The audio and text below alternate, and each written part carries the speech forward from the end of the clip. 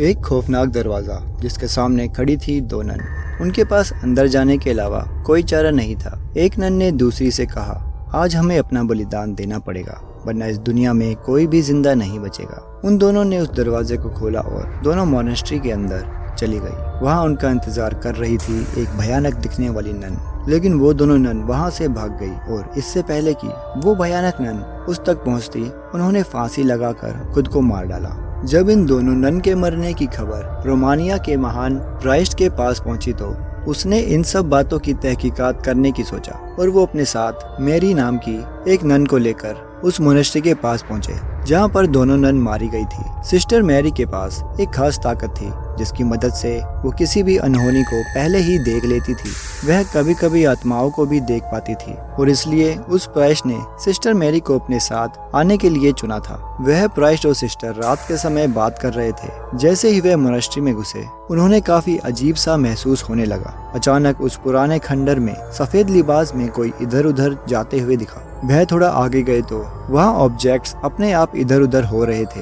यह देख के उन दोनों को समझ नहीं आया कि ये सब क्या हो रहा है। उन लोगों ने भाप लिया था कि जरूर इस जगह पर कोई शैतानी साया है। तभी एक कोने में उस प्राइस्ट को वो नन दिखी जिसने फांसी लगाकर खुद को मार डाला था। उसकी गर्दन टूटी हुई थी और उसका मुंह आधा सड़ चुका था। अचानक उस नन ने अपनी आंखें खोली और उस प्राइस्ट पर हमला करके उसे कॉफिन में कैद कर दिया। दूसरी तरफ सिस्टर मैरी जो प्रेयर कर रही थी, एक नन से टकरा गई। उससे बात करने पर मालूम हुआ कि बहुत समय पहले वहाँ पर एक एक्सोर्सिज्म किया गया था, जिसके दौरान हमारी दुनिया में एक पोर्टल खुल गया था। उसी पोर्टल की मदद से कुछ शैतानी आत्माएं हमारी दुनिया में आने लगी थी। एक शैतानी आत्मा भी उसी पोर्टल के जरिए इस दुनिया में आई थी। कहते हैं कि वो बहुत ज्यादा खतरनाक है और जो भी भगवान की पूजा करता है वह उस इंसान को जिंदा मार देती है। तब सिस्टर मैरी ने उस नन से पूछा कि वह किस तरह उस शैतानी नन को खत्म कर सकती है। ऐसे में उस दूसरी नन ने कहा कि उसे सिर्फ जीसस क्राइस्ट के खून से ही मारा जा सकता है। उसका खून एक बॉक्स में बंद है और उस बॉक्स को सिर्फ एक चाबी से खोला जा सकता है। उस नन ने बहुत डरते हुए सिस्टर मैरी को वो चाबी दे दी। सिस्टर मैरी ने जैसे ही वो चाबी अपने हाथ में ली, तभी उन्हें कुछ अजीब नेगेटिव एनर्जी महसूस होने लगी।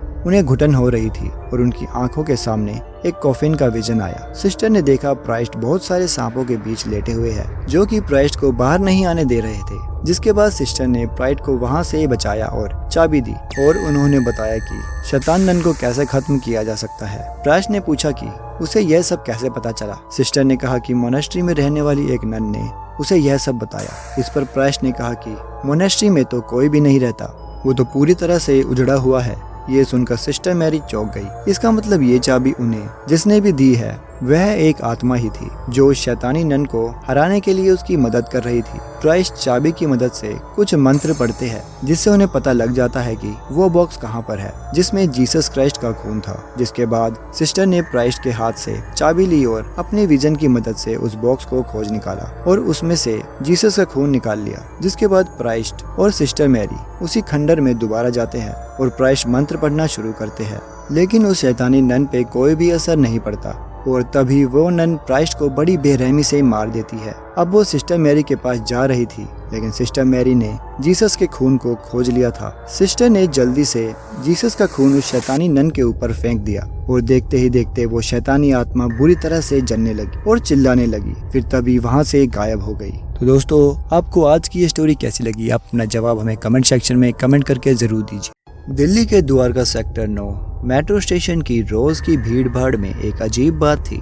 लोगों के लिए यह स्टेशन बस एक सामान्य ट्रांजिट पॉइंट था, लेकिन रात के अंधेरे में इसका एक भयानक रहस्य छिपा हुआ था। एक ठंडी रात जब मेट्रो स्टेशन लगभग सुनसान हो गया था, एक यात्री जो देर रात तक काम कर रहा था अचानक रास्ता भटक गया। उसका नाम अजय था। उसने आखिरी ट्रेन छूटने के बाद स्टेशन पर अकेला महसूस किया। जैसे ही उसने बाहर जाने का सोचा, अचानक सभी लाइट बुझ गई और अंधेरा छा गया। अजय ने अपनी जेब से टॉर्च निकाली और उसकी रोशनी में स्टेशन के चारों ओर देखा। हर जगह सन्नाटा था, लेकिन अजय ने कुछ अजीब सुना। धीरे धीरे चलने की आवाजें, जैसे किसी के भारी कदम हो। उसे महसूस हुआ कि कोई उसकी तरफ बढ़ रहा है। वह एक सुरंग की ओर बढ़ा जहां उसे कभी भी ट्रेन की आवाजें नहीं सुनाई दी थी। जैसे ही वह अंदर गया, उसने देखा कि दीवारों पर पुराने खून की धारियां हैं और अचानक उसकी टॉर्च की रोशनी एक चेहरे पर पड़ी,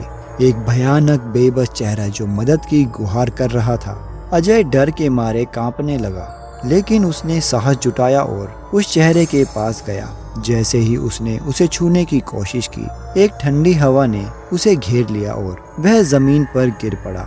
चेहरे ने उससे कहा, मुझे यहाँ से बाहर निकालो, मैं यहाँ फंस गया हूँ। अजय को लगा कि आत्मा शायद किसी यात्री की हो जो मेट्रो स्टेशन की पुरानी सुरंगों में फंस गई थी।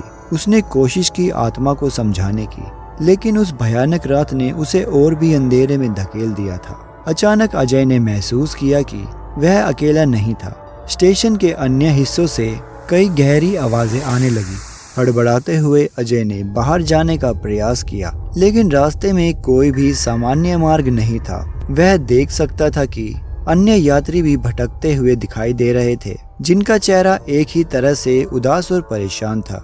1 घंटे की लंबी मेहनत के बाद अजय ने आखिरकार वहां से निकलने की जगह ढूंढ ली और मेट्रो स्टेशन से बाहर निकल आया। अगले दिन जब उसने पुलिस को इस बारे में बताया तो पता चला कि वह आत्मा वास्तव में स्टेशन के निर्माण के दौरान एक दुर्घटना का शिकार हो गई थी और उसकी आत्मा वहां फंसी हुई थी। पुलिस ने यह स्वीकार किया कि इस स्टेशन में कई भयानक घटनाएं हुई थी, लेकिन उन्हें इस पर विश्वास करने का साहस नहीं था। अजय का अनुभव सुनकर द्वारका सेक्टर 9 मेट्रो स्टेशन को लेकर लोगों की धारणाएं और भी मजबूत हो गई थी। आज भी रात के समय वहां से गुजरने वाले लोग अक्सर बताते हैं कि उन्होंने अजीब आवाजें और असामान्य गतिविधियां महसूस की है।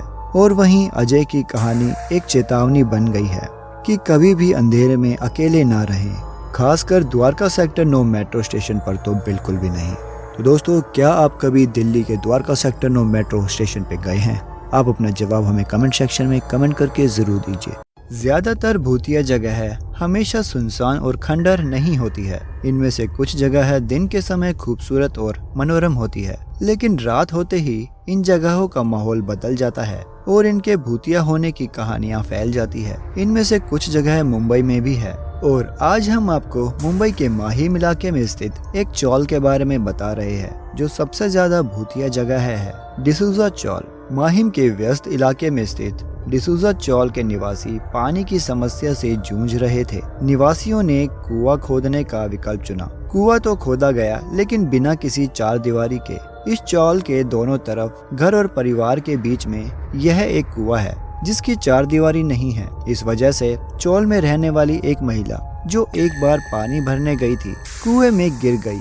कहा जाता है कि महिला काफी देर तक मदद के लिए चिल्लाती रही, लेकिन बच नहीं पाई। तब से यह माना जाता है कि उसकी आत्मा कुएं के आसपास के इलाके में घूमती है। कुएं में गिरी महिला की चीख अभी भी कुएं के आसपास सुनाई देती है। कई लोगों ने एक महिला की आकृति देखी है जो बाद में गायब हो जाती है, लेकिन निवासियों का दावा है कि उसकी आत्मा हानि रहित है क्योंकि वह किसी को परेशान नहीं करती। लेकिन लोगों को अक्सर रात में अकेले वहां नहीं जाने की सलाह दी जाती है। इस चौल में एक और भूतिया चीज है, एक गार्ड जो अक्सर पेड़ों के पास देखा जाता है। वह रात में वहां दिखाई देता है और लोग अक्सर उसे इलाके की रखवाली करते हुए देखते हैं। इसमें से कितना सच है और कितनी अफवाह, यह तो केवल वही बता सकते हैं जिन्होंने ये सब देखा है, जबकि अन्य लोग इस पर विश्वास नहीं करते या फिर अज्ञात से डरते हैं। फिर भी डिसूजा चौल भारत की सबसे भूतिया जगहों में से एक है। क्या आप मुंबई के माहिम में डिसूजा चौल जाने की हिम्मत करेंगे?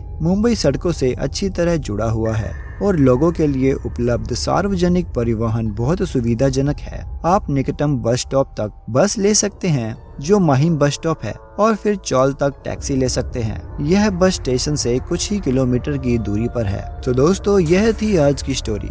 और क्या यह सब सुनने के बाद आप डिसूजा चौल जाने के इच्छुक हैं? आप अपना जवाब हमें कमेंट सेक्शन में कमेंट करके जरूर बताइए। और दोस्तों, ऐसी और भी हॉरर स्टोरीज सुनने के लिए हमारे चैनल को सब्सक्राइब करके बेल आइकन जरूर दबाएं ताकि आने वाली हर स्टोरी की अपडेट आपको मिले सबसे पहले। धन्यवाद।